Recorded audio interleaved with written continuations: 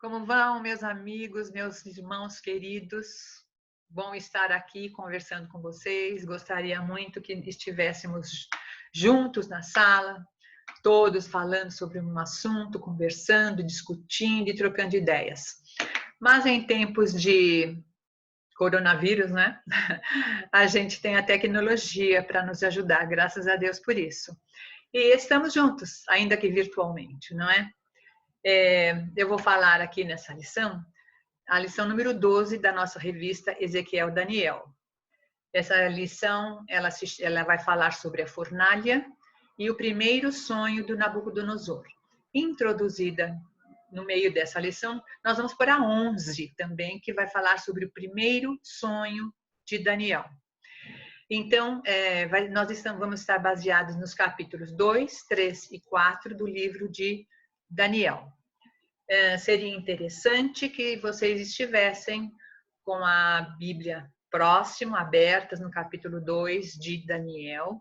Não vamos ler os capítulos inteiros, mas alguns versículos é bom que a gente leia, não é?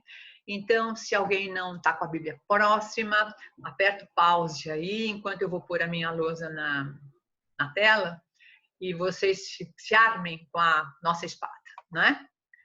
Vamos lá.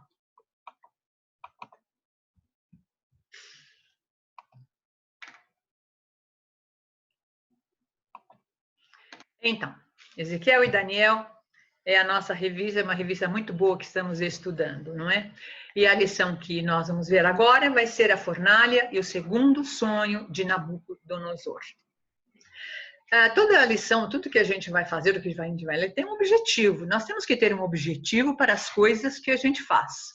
E aqui não vai ser diferente. Quais os objetivos que eu proponho para vocês nesta lição? Saber alguma coisa, sentir alguma coisa para agir, para depois ter uma atitude. A gente primeiro sabe, aquilo impacta os nossos sentimentos e a gente toma uma atitude. E nós vamos saber o quê? Conscientizar-se de que é grande o impacto de um testemunho fiel neste mundo hostil.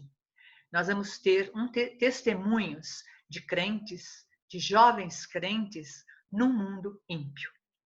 E o impacto é grande desse testemunho.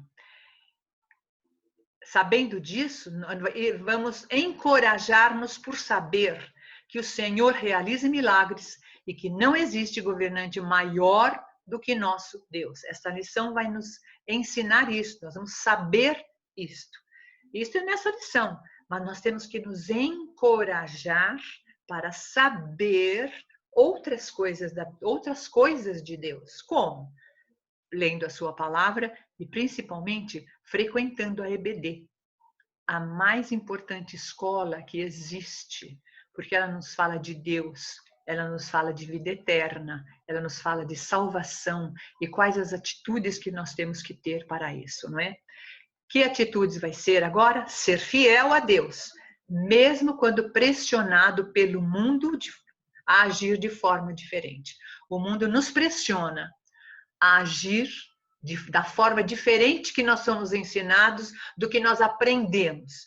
Mas nós precisamos ser fiel, mesmo pressionados por esse mundo hostil.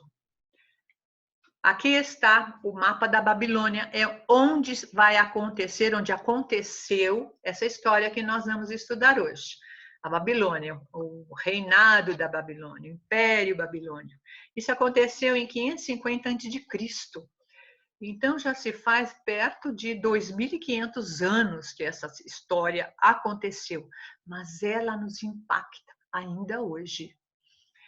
Ela aconteceu, então, na Babilônia, nós vemos ali o rio Tigre e Eufrates. Babilônia é uma região muito citada na Bíblia.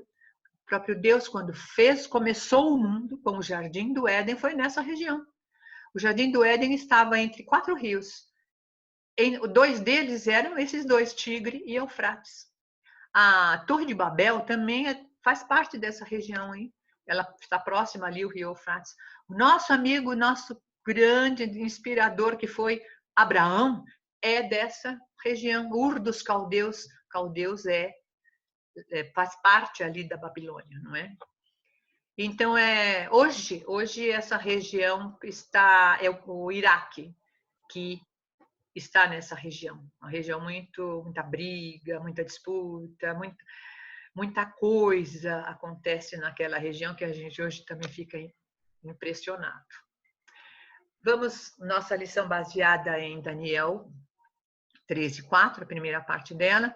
E, em suma, para não lermos todo o capítulo, aqui está um resumo do que aconteceu logo no início do capítulo 3. Nabucodonosor mandou erigir uma estátua de ouro com 60 côvados de altura, algo em torno de 27 metros, e ela tinha quase 3 metros de largura. É quase um obelisco, né? Conhece o obelisco do Ibirapuera? Ele tem 72 metros de altura. Essa estátua era um pouco mais baixa do que a metade deste obelisco de Ibirapuera. Essa estátua foi construída na planície de Dura, na Babilônia. E o Nabucodonosor convocou todos os seus cortesãos para a cerimônia de consagração daquele movimento. Todas as pessoas que estavam no palácio, os vassalos também, os oficiais da corte. Seria um momento de apogeu do reinado de Nabucodonosor. Alguns intérpretes veem na estátua erigida pelo rei um tributo a seu deus Bel, pelas vitórias concedidas ao rei. Esse deus Bel foi da onde o Nabucodonosor tirou o nome babilônico do Daniel, que é Belsazar, que seria um príncipe de Bel, o seguidor de Bel, alguma coisa assim. E o rei, por isso, requeria a consagração em uma cerimônia religiosa. Aquela estátua, lá na planície, devia ser uma praça muito grande, todas as pessoas ali, e era uma consagração dessa cerimônia religiosa, agradecimento a Bel por tudo que o Nabucodonosor tinha conseguido. Vamos ler o capítulo 3, não todo. Nós vamos falar sobre a imagem e a fornalha. A estátua foi erigida na província da Babilônia, isso já foi falado. Vamos ler os versos 3 a 6 do capítulo 3. Peguem as suas Bíblias e acompanhem comigo a leitura. Então se juntaram os sátrapas. Sátrapas eram governadores das províncias. As províncias eram chamadas satrapias. Os governadores sátrapas. Juntaram-se os sátrapas, os prefeitos, os governadores, os conselheiros, os tesoureiros, os juízes, os magistrados e todos os oficiais das províncias para a dedicação da estátua que o rei Nabucodonosor tinha mandado erguer. E todos estavam em pé diante da estátua. Então, o arauto, aquele que toca, que dá a mensagem do rei para a população, devia ser alguém com uma voz muito forte, muito alta, não é? O arauto clamou em alta voz: ordena-se a vós, ó povos, nações e gentes de todas as línguas. Logo que ouvirdes o som da trombeta, da flauta, da harpa, da cítara, do saltério, da flauta dupla e de todo tipo de música, uma senhora orquestra estava lá, não é? Vos prostrareis e adorareis a estátua de ouro que o rei Nabucodonosor ergueu. Essa era a ordem. E qualquer um que não se prostrar e não a adorar, será lançado na mesma hora na fornalha de fogo ardente. Essa era a ordem e a ameaça, não é? A música se rompeu. No verso 7 fala. Vamos lá. Portanto, no mesmo instante em que ouviram o som da trombeta e de toda a orquestra, todos os povos, nações e línguas se prostraram e adoraram a estátua de ouro que o rei Nabucodonosor havia levantado. Todos se prostraram diante da estátua, menos Misael, Ananias e Azarias. Aqueles 3 amigos de Daniel que foram junto com ele para o exílio, eu coloquei os nomes hebraicos deles aqui, mas os nomes deles babilônicos eram Sadraque, Mesaque e Abednego. Mas eu acho que mesmo com os nomes antigos, eles nunca esqueceram o nome original deles, que eram nomes que exaltavam o rei, o Deus do céu, o Deus Altíssimo e Poderoso. Quando os princípios estão bem firmados, as pressões externas não podem abalar o caráter de um homem. Nós vimos aqui que Sadraque, Mesaque e Abednego, Misael, Ananias e Azarias, tinham princípios bem firmados desde a sua infância. Aqui eu lembro do Provérbios 22:6, né? Ensina a criança no caminho que deve andar, para que esses princípios fiquem bem firmados. E quando a gente se conscientiza que tem que estar firmado nisso, e isso não se dá numa única vez, é ao longo de uma vida, toda a vida, firmados nesses princípios, para não ter o caráter abalado. Mas logo veio a denúncia. No verso 12, que nós vamos começar no verso 10, ó rei, tu decretaste que todo homem que ouvisse o som de toda aquela música se prostraria e adoraria a estátua de ouro. E qualquer um que não a prostrasse e não adorasse seria lançado numa fornalha de fogo ardente.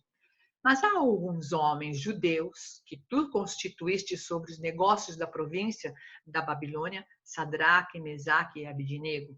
Esses homens não fizeram caso de ti, ó rei. Não cultuam teus deuses, nem adoram a estátua de ouro que levantaste. É interessante a gente notar que eles estavam ali mais preocupados com o cargo que esses três moços ocupavam, sendo judeus, sendo estrangeiros, sendo escravos, estavam ocupando lugar de destaque no governo, e eles, sendo babilônicos, não tinham toda aquela situação de ser um oficial do rei. As pessoas ficam olhando, né, o que a gente faz, o que a gente deixa de fazer, principalmente o crente, que se propõe a ter uma vida honesta, correta, e isso é de coração que faz, mas o povo fica nos observando, sem dúvida. O rei repetiu a ordem e a ameaça, dos versos 13 a 15. Ele falou tudo novamente, né? Chamou os dois lá e ele falou o seguinte: mas se não a adorares, sereis lançados na mesma hora numa fornalha de fogo ardente. E quem é esse Deus que vos poderá livrar das minhas mãos? Olha só, quem é esse Deus que poderá vos livrar da minha mão? Essa é a fala dele. Nós tivemos uma lição que alguém também falou isso. Lembra-se de Senaqueribe no reinado de Azarias? Ele falou a mesma coisa.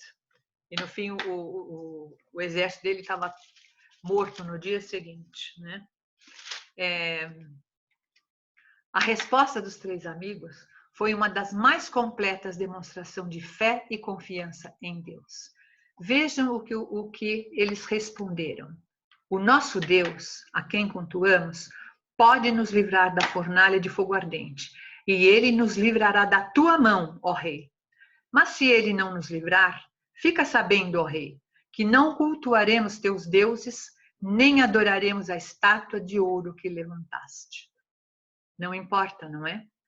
Nós cultuamos a Deus, sejam quaisquer as circunstâncias, quando ele nos dá ou quando ele não nos dá. Eu lembro do corinho que a gente sempre canta na igreja: se Deus fizer, ele é Deus. Se não fizer, continua sendo Deus, digno de toda a nossa adoração e louvor. Mas a sentença se cumpriu. Dos versos 19 a 21, tem a 19 a 21 de capítulo 3, tem o que eles... Vamos ler? Então Nabucodonosor ficou com tanta raiva que seu rosto mudou por causa de Sadraque, Mesaque e Abednego. E deu ordem para que se aquecesse a fornalha 7 vezes mais do que se costumava aquecer. E ordenou a alguns guerreiros do seu exército que amarrassem Sadraque, Mesaque e Abednego e os lançassem na fornalha de fogo ardente. Então eles foram amarrados, vestidos de seus mantos, suas túnicas, seus turbantes e demais roupas, e foram lançados na fornalha de fogo ardente. A ordem do rei era tão urgente e a fornalha estava tão quente que a chama do fogo matou os homens que carregaram Sadraque, Mesaque e Abednego. E esses 3 caíram amarrados dentro da fornalha. Os 3 foram lançados na fornalha. A ordem do rei foi cumprida. Mas um 4º homem aparece na fornalha, para espanto do rei. Verso 24. Então o rei Nabucodonosor ficou impressionado. Engraçado que ele ficou impressionado com o 4º homem que estava lá. Ele ficou impressionado que os seus comandados levaram os 3 lá para a fornalha e morreram antes de entrar na fornalha, e os 3 ainda estavam lá dentro andando, conversando. Mas o que mais o impressionou foi o 4º homem que apareceu na fornalha. Ele ficou impressionado e se levantou depressa. Falou e disse aos seus conselheiros: não lançamos dentro do fogo 3 homens amarrados? Responderam ao rei: é verdade, ó rei. E disse ele: porém, eu vejo 4 homens soltos que andam passeando dentro do fogo e eles nada sofrem. E o 4º homem é parecido com um filho dos deuses. Os 4 caminhavam livres no meio. Suas roupas não se queimaram, nem seus cabelos. O fogo não podia contra eles. Todos os presentes puderam constatar esse fato. Eu acho que a impressão e o espanto não foi só do rei, não, foi de todos que ouviram, né? E o 4º homem era parecido com o filho dos deuses. A conclusão que o rei chegou, no verso 28. Então Nabucodonosor falou e disse: bendito seja o Deus de Sadraque, Mesaque e Abednego, que enviou seu anjo e levou seus servos que confiaram nele, e frustraram a ordem do rei, preferindo entregar os seus corpos a cultuar ou adorar outros deuses, senão o seu Deus. E ele proclamou um decreto. Por isso eu decreto que todo povo, nação e língua, que proferir blasfêmia contra o Deus de Sadraque, Mesaque e Abednego, seja despedaçado e as suas casas se tornem um monte de entulho, porque não há outro Deus que possa livrar dessa maneira. O anjo do Senhor acampa ao redor dos que o temem e os livra. Aquele anjo do Senhor estava na fornalha e no Salmo ele promete para nós que o anjo acampa ao redor de nós e nos livra. Deus não os livrou da fornalha, mas livrou-os na fornalha. É interessante daqui, porque Deus não promete que não teremos tribulações. Jesus falou: no mundo tereis tribulações. E hoje nós estamos passando por uma tribulação muito grande, por causa de um pequeno vírus, mas que tão grande coisa aconteceu, não só para nós, mas no mundo inteiro. E Deus não nos livrou desse vírus, mas Ele nos livra na nossa tribulação. Como servos de Deus hoje, precisamos ter bem firmados nossos princípios, os valores que determinam nossa prática no dia a dia, de modo que as mais duras provas não nos façam esmorecer. A nossa igreja já passou por esse período de grandes provas. Tristeza muito grande tivemos, mas nós não podemos ter nossos princípios, o nosso conhecimento do Deus que louvamos e adoramos, não podem fazer-nos esmorecer. Vidas assim firmadas na rocha eterna farão ainda com que os poderosos deste mundo confessem, como Nabucodonosor: bendito seja o Deus de Sadraque, Mesaque e Abednego, porque não há outro Deus que possa livrar desta maneira. Eu recebi um vídeo, acho que vocês muitos receberam, um vídeo de presidentes de várias nações conclamando seus compatriotas a elevarem orações a Deus, pedindo que nos passasse essa tormenta, essa tribulação, e que Deus intervisse no que está acontecendo hoje. Muitos deveriam fazer como Nabucodonosor: bendito seja o nosso Deus. E onde estava Daniel durante esse episódio? Daniel veio da Babilônia com os 3 amigos. Sadraque, Mesaque e Abednego. Mas ele não estava nesse episódio da fornalha. Aqui é que vai estar entrando a lição número 11. Então, vocês vão para o capítulo 2 de Daniel. No capítulo 2, temos o episódio da grande estátua que aparece em sonho ao rei Nabucodonosor. Por acreditar que os sonhos eram presságios e careciam de interpretação, o rei solicita aos magos e adivinhos que lhe trouxessem o significado do sonho. Ninguém o fez.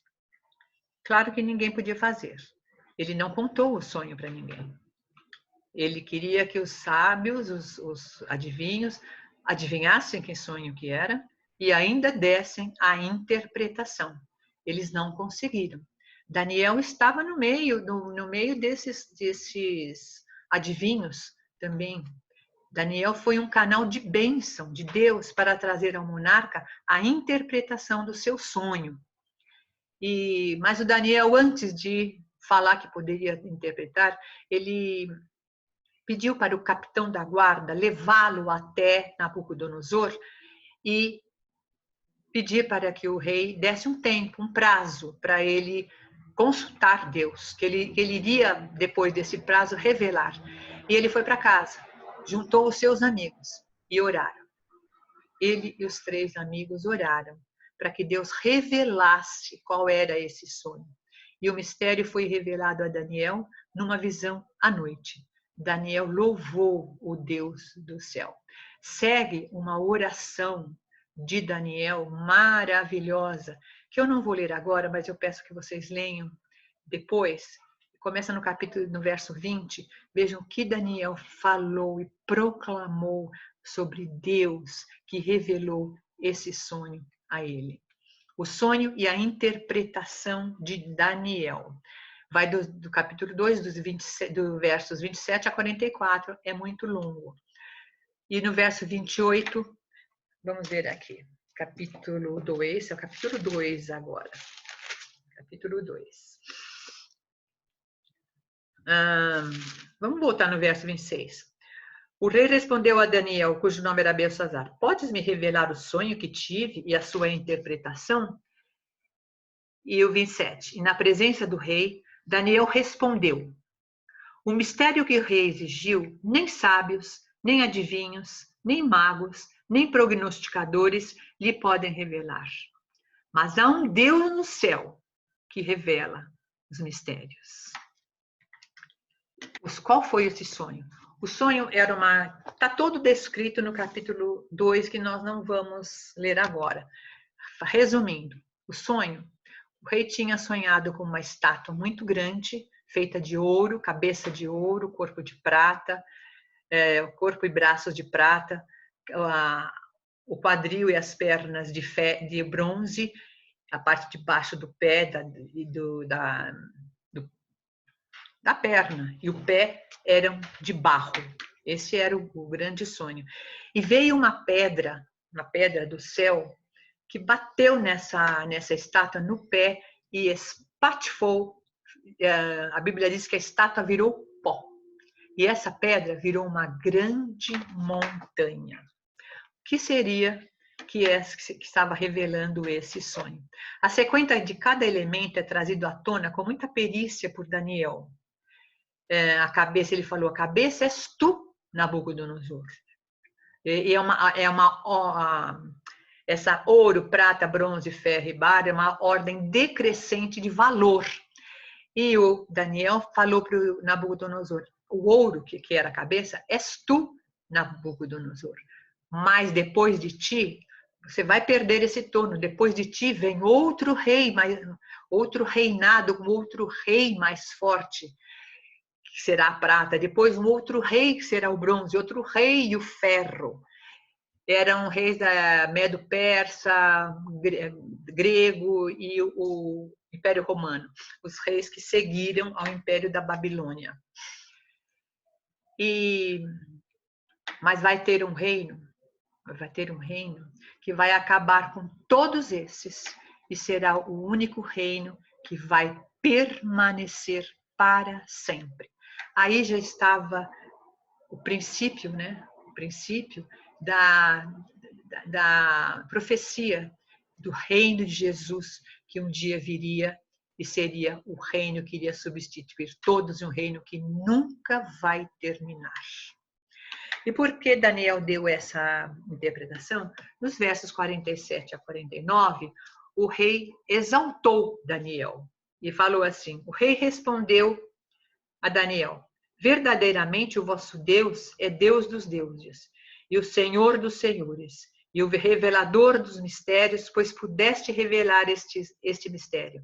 Então o rei exaltou Daniel e lhe deu muitos presentes especiais e o pôs por governador de todas as províncias da Babilônia e também o fez chefe principal de todos os sábios da Babilônia. Acima de Daniel, só o rei estava. E a pedido de Daniel, o rei nomeou Sadraque, Mesaque e Abednego como superintendentes dos negócios da província da Babilônia. Mas Daniel permaneceu na colônia do rei, na corte do rei. Provavelmente, Daniel não estava no episódio da fornalha por estar na corte real, ou viajando por alguma província, ou até mesmo no meio das autoridades. A Bíblia não fala onde estava Daniel, se ele se curvou ou se ele não se curvou. Eu tenho para mim que ele não se curvou. Ele tinha a mesma estirpe, os mesmos princípios dos 3 amigos dele.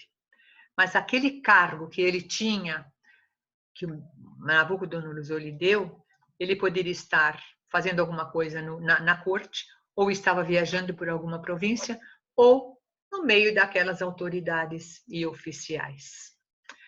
O império de Daniel, com o império da Babilônia, continuou sua expansão. Nós vamos agora para o capítulo 4. O capítulo 4, depois que nós lemos todo, nós vamos perceber que esse capítulo 4, quem escreveu foi o próprio rei Nabucodonosor. Provavelmente ele escreveu depois que todo esse episódio que ele vai contar passou. Ele lembrando, provavelmente inspirado, ele contou tudo o que lhe aconteceu. E ele começa a falar aqui. Vamos ler o primeiro versículo. O rei Nabucodonosor, a todos os povos, nações e línguas que moram em toda a terra, paz vos seja multiplicada. Pareceu-me bem divulgar os sinais e as maravilhas que Deus, o Altíssimo, tem feito para comigo. Quão grandes são os seus sinais e quão poderosas as suas maravilhas.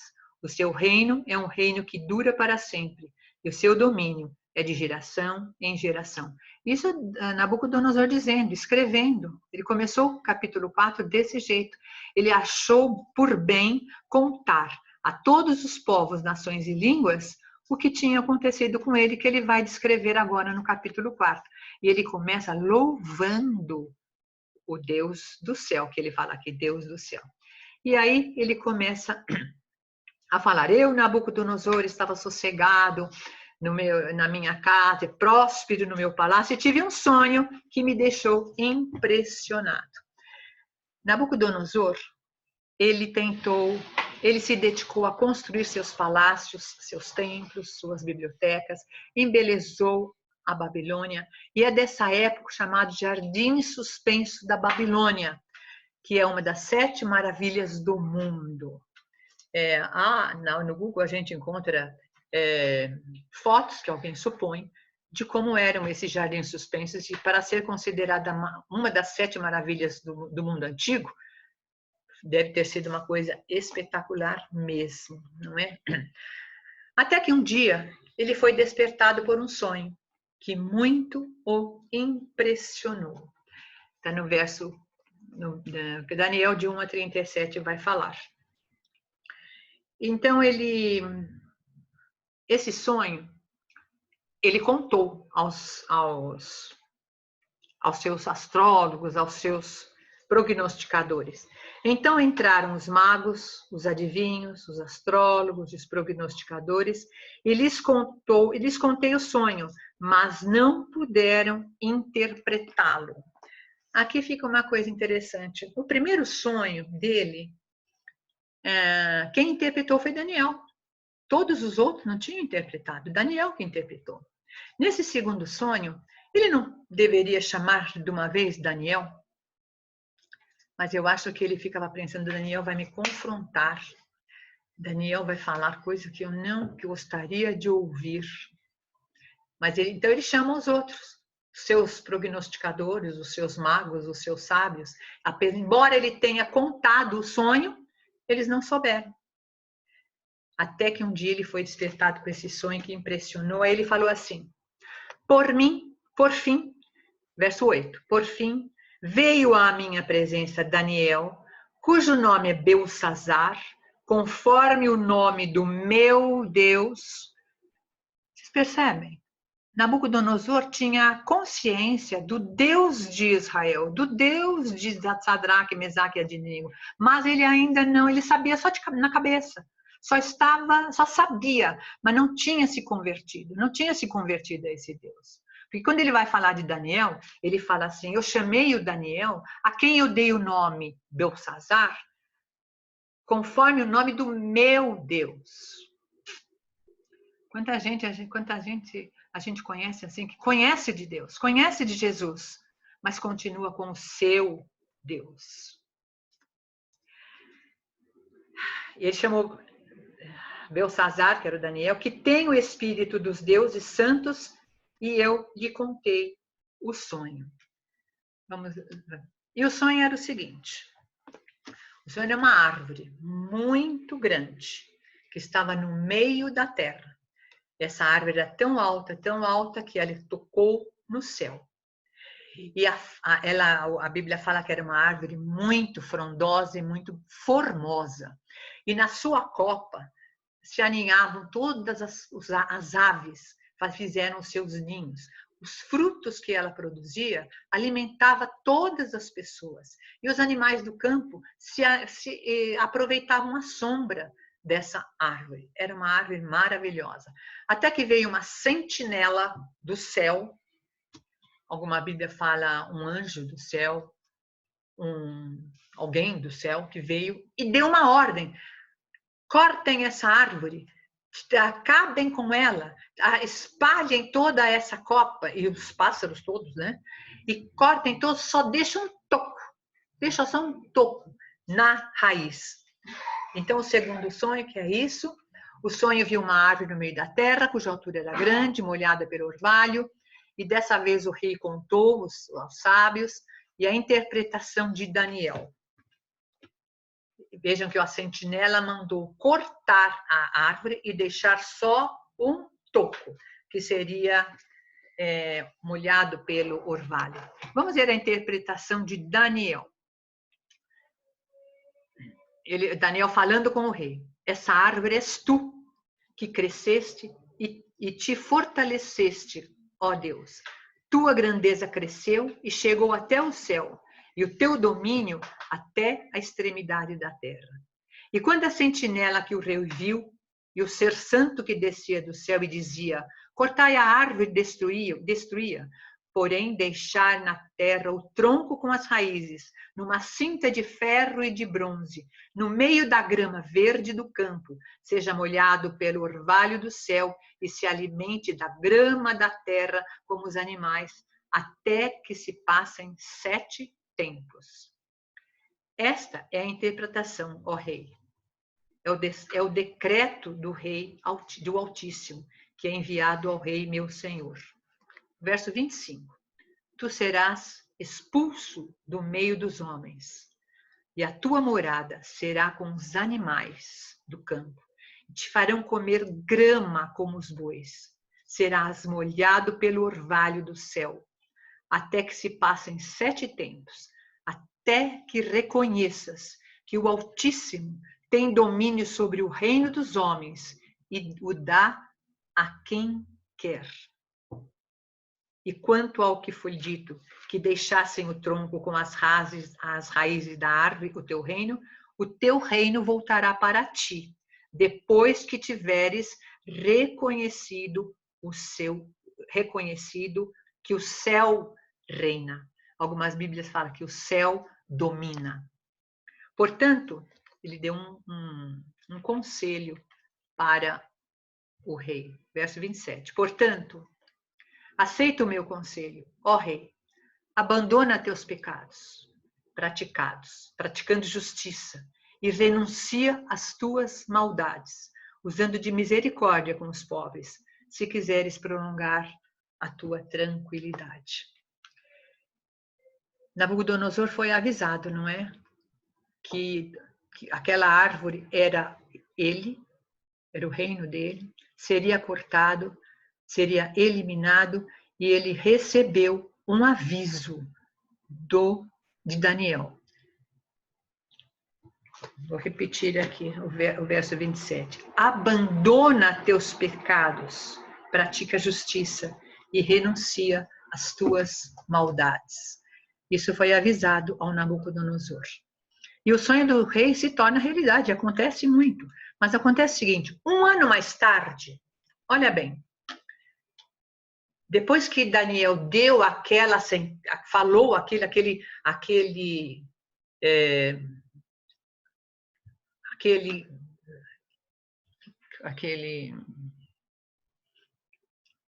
aviso, nossa, até faltar a palavra, às vezes a palavra está na minha frente, eu não lembro dela, né? Ele deu aquele aviso, aquele conselho, ele deu para um ano antes ele deu aquele conselho, abandona os teus pecados, pratica misericórdia, que aí você vai ter tranquilidade. Mas o Nabucodonosor não deu muita atenção a isso. Deus ainda lhe deu um ano para ele pensar sobre isso. E a misericórdia de Deus durou um ano nesse caso. Quantas vezes a gente dá avisos, né? A gente prega o evangelho, dá avisos às pessoas, e as pessoas não, até ouvem, mas não levam em conta. Não leva em conta, assim como Nabucodonosor não levou em conta aquilo que Daniel tinha lhe dito. E ele estava no palácio, ele estava no seu palácio, contemplando a cidade magnífica que construíra, quando, cheio de orgulho, exclamou: não é esta Babilônia que edifiquei para a minha morada real, pela força do meu poder e para a glória da minha majestade? Ele pegou para ele dois atributos de Deus: a força do poder e a glória da majestade. E aí, imediatamente, a Bíblia diz assim, no verso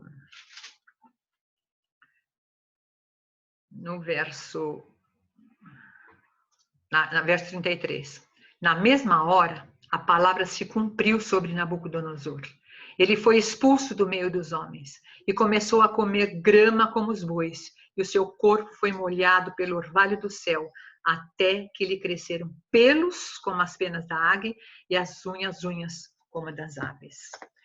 Em momentos assim, de grandeza, de sossego, de admiração pelas coisas que nos acontecem, quase sempre baixamos a guarda. Nos momentos bons, né?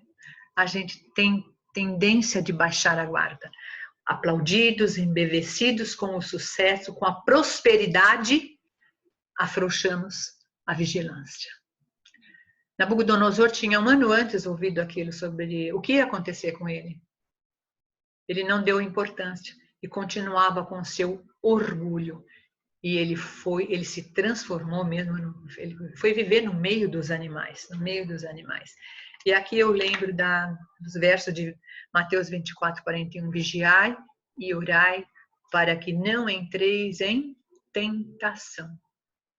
A tentação do orgulho, a tentação da soberba, a tentação de tanta coisa, né, que nós achamos que podemos.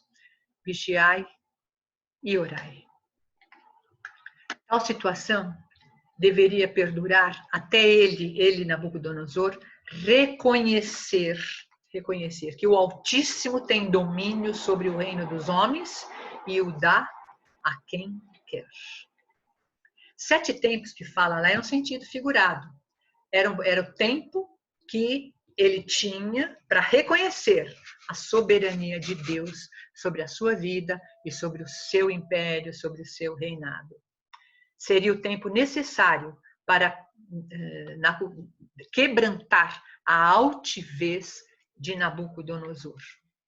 No verso 34 a 36, quando Nabucodonosor reconheceu que o Rei dos Reis era o Rei Altíssimo e que devia a ele sua grandeza e poder político, tudo lhe foi devolvido.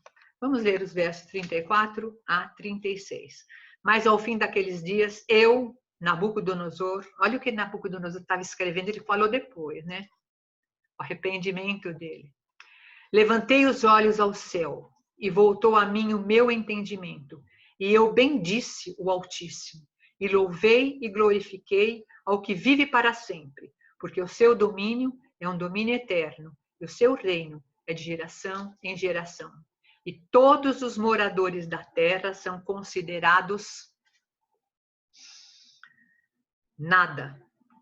E ele age no exército do céu e entre os moradores da terra segundo a sua vontade. Ninguém pode deter a sua mão, nem lhe dizer, que fazes? O que é isso que está acontecendo comigo? Por que estamos nessa situação agora, todo mundo, o mundo inteiro? O que está fazendo, Senhor? No mesmo tempo, Nabucodonosor voltou a si o seu entendimento e voltou a minha majestade, o meu resplendor para a glória do meu reino. Os meus conselheiros e os meus nobres me procuraram e fui restabelecido no meu reino, e minha grandeza se tornou ainda maior. Tudo foi devolvido ao Nabucodonosor depois que ele reconheceu, quando o seu orgulho foi quebrantado e ele reconheceu que o Deus Altíssimo é soberano sobre todos os que se acham soberanos. O testemunho. O verso 37 é um testemunho muito lindo do Nabucodonosor. Veja bem. Portanto, eu, Nabucodonosor, agora louvo e exalto e glorifico ao Rei do céu, porque todas as suas obras são corretas e os seus caminhos justos, e ele pode humilhar aqueles que vivem orgulhosamente. O rei aprendeu a lição. Ele reconheceu a sua dependência de Deus. Ele que antes achara que os homens de todas as nações, e ainda as aves do céu e os animais do campo, dependiam dele e estavam em suas mãos, agora reconhecia que ele próprio estava nas mãos do Senhor. Triste daquele que não consegue aprender lições de vida ao passar pelas tormentas. Que bom que Nabucodonosor aprendeu com aquelas, foi muito duro. Pelo que ele passou para ele aprender foi muito duro. É muito duro o que estamos passando agora. Tomara que essa tribulação que estejamos passando, nós aprendemos muitas lições. Aprendemos a lição em relação à nossa família, aprendemos lições em relação à leitura da Bíblia, aprendemos lição valorizar a igreja, valorizar estarmos juntos, valorizar a escola dominical, a gente estar junto estudando. Nós temos que sair diferentes dessa tribulação que estamos vivendo, que Deus nos permita isto. Nossas crises devem servir-nos sempre de aprendizado. A gente sempre fala que os tempos maus nos ensinam mais do que os tempos bons, né? Quaisquer que sejam elas, as crises, quaisquer que sejam, devem dar um aprendizado para nós. E como podemos concluir isso? Daniel e seus 3 amigos foram levados a participar da administração do maior império até então visto no mundo. Eles eram hebreus, lá na Babilônia eles eram escravos, apesar de escravos tiveram cargos famosos, eles brilharam lá no domínio lá de Nabucodonosor. Essa ordem é dada para nós também. Jesus falou, seja luz. Nós temos que brilhar. Brilha no meio do teu viver. Estavam ali para chamar a atenção para o Deus verdadeiro e supremo. Nós estamos aqui para glorificar o nome de Deus, para mostrar ao mundo quem é o nosso Deus, para imprimir os valores dele, do nosso Deus, naquela cultura pagã. Nós estamos aqui para imprimir os valores do nosso Deus no mundo ímpio em que nós vivemos. Eles faziam isso orando sempre, mantendo fidelidade ao seu Deus, custasse o que custasse. Não importa se eles iam para a fornalha ou não iam para a fornalha. Se Deus iria ajudar ou não ajudar. Eles tinham que manter a fidelidade ao seu Deus. E Deus se fez presente com eles o tempo todo, como fará conosco também. E assim foi a lição de Daniel, seus 3 amigos, que muito me ensinou muita coisa. A gente lê a Bíblia várias vezes, mas cada vez que lê, aprende outras coisas, não é?